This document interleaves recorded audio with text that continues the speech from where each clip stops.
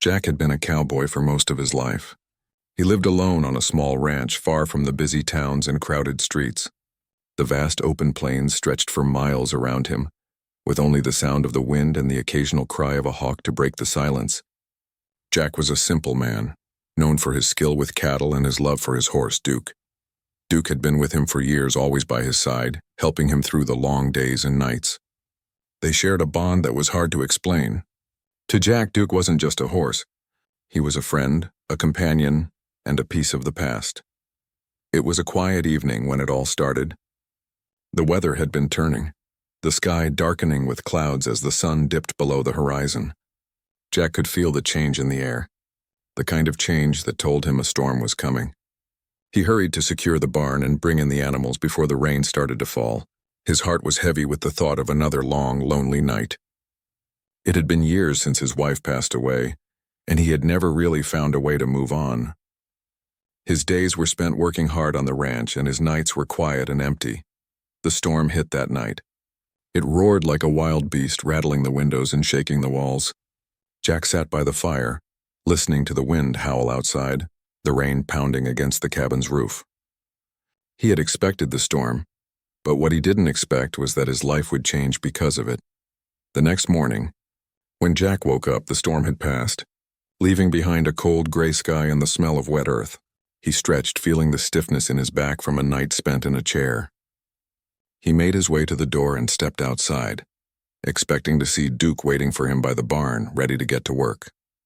But Duke was nowhere to be seen. Jack called out, his voice breaking the silence of the morning. "Duke, where are you, boy?" But there was no answer, just the sound of the wind rustling through the trees.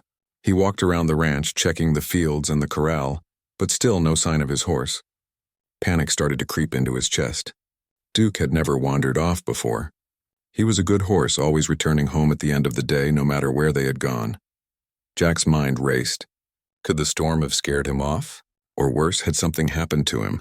He spent the rest of the morning searching, calling out for Duke, hoping for an answer. But as the day went on, the sun started to set, and Jack knew deep down that his horse was gone. That evening, Jack sat by the fire again, feeling more alone than ever. He had lost a lot in his life, but losing Duke was different. The horse was the last piece of his old life, the last connection to a time before the pain. He had no one left now, no family, no friends, just the quiet of the ranch and the memory of a horse that had been his constant companion. The next morning, Jack was woken by the sound of hooves outside the cabin. He jumped to his feet, his heart racing. Could it be Duke? He rushed to the door, his hands trembling. When he opened it, his jaw dropped. There, standing in front of him, was Duke. The horse was alive and well, but there was something strange. He wasn't alone. On Duke's back was a woman, a young Apache woman, her face covered in dirt, her clothes torn and ragged.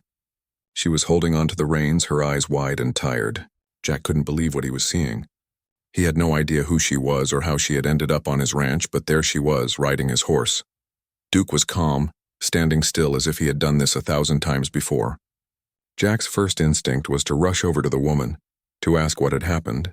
But before he could speak, she slid off the horse and collapsed onto the ground. She was clearly exhausted, her breathing shallow, her body trembling with weakness. Jack's heart went out to her.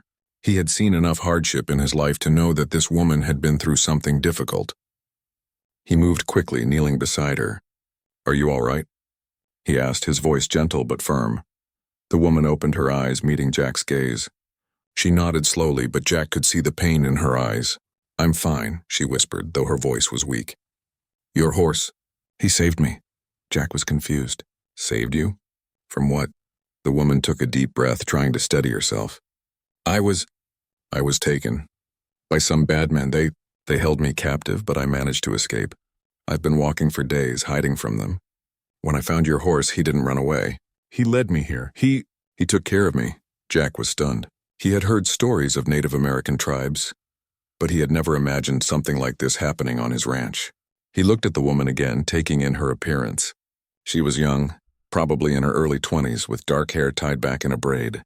Her clothes were torn and dirty, but there was a quiet strength about her, something that told Jack she had been through a lot and survived. Jack helped her to her feet, his mind racing. "You can stay here," he said without thinking. "You're safe now." The woman looked at him, her eyes wary but grateful. "I didn't mean to cause you trouble," she said softly. "I can leave if you want." "No," Jack replied quickly. "You're not leaving. Not until you're better."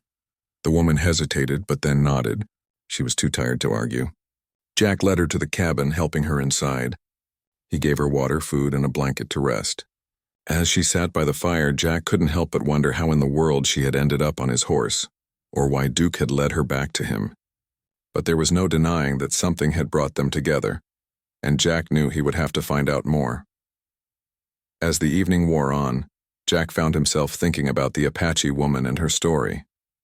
She had been through so much, and yet here she was, sitting in his cabin, trusting him in a way he hadn't expected. Maybe this wasn't just a chance encounter. Maybe this was the beginning of something new.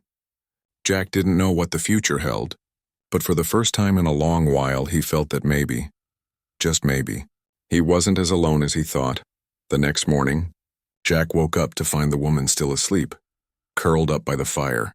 He smiled softly and went outside to tend to the animals, including Duke, who was grazing peacefully in the yard. The horse had seemed different, calmer, almost as if he had found something new in his life, too. Jack didn't know what was going to happen next, but he had a feeling that his life was about to change in a way he could never have predicted. For now, though, he was content to sit by the fire and wait for the Apache woman to wake up. He wasn't alone anymore, and for the first time in a long time that felt like enough.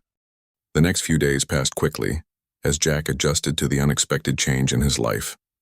The woman, whose name he had learned was Taya, was recovering. She was strong, and Jack could see that despite her exhaustion, she had an inner fire that kept her going. She never complained about her injuries or the situation she had found herself in. Instead, she focused on getting better, doing what she could to help around the ranch. Jack wasn't used to having company, especially not someone who had been through so much. Taya had shared her story with him in bits and pieces, though it wasn't easy for her. Her tribe had been attacked by a group of settlers, and she had been captured during the raid. She had managed to escape while the others were distracted, but she had paid a heavy price. She had walked for days, hiding from anyone who might find her, until Duke had appeared and led her back to Jack's ranch. Jack found himself growing more curious about her past, but he didn't push her to talk. He knew what it was like to carry pain silently. Instead, he let her tell him what she wanted when she was ready. Over time, they built a quiet friendship.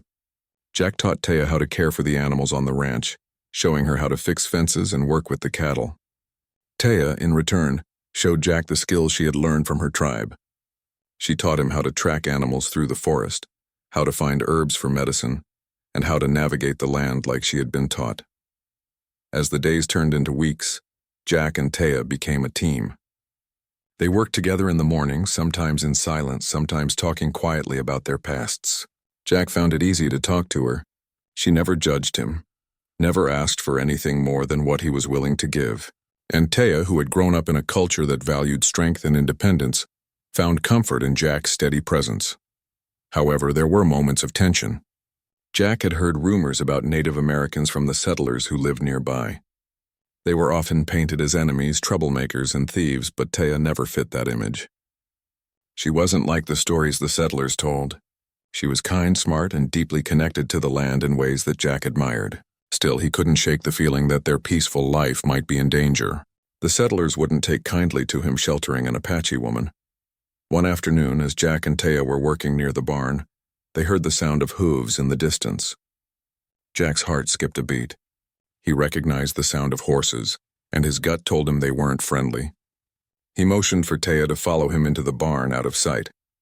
Taya nodded silently, her eyes hardening as she looked at the horizon. Jack peered through a crack in the barn door, and his worst fears were realized. A group of settlers rode into view, their faces hardened with suspicion and anger. They were armed with rifles, and it was clear they were looking for something, or someone. "They must have heard about you," Jack muttered under his breath, his hand instinctively moving to the rifle he kept by the door. Taya, calm as always, placed a hand on his arm. "No," she said softly. "It's not just me they're after. They are afraid of what we are capable of. They think I am a threat to them." Jack felt a pang of guilt. He had known the risk of keeping her on his ranch, but he had never fully understood the danger until now. The settlers had no reason to trust her. and no matter how much Jack believed in her, he knew it wouldn't be enough to change their minds. "We'll figure this out," Jack said, trying to reassure both of them. "We'll find a way to make them leave without bloodshed."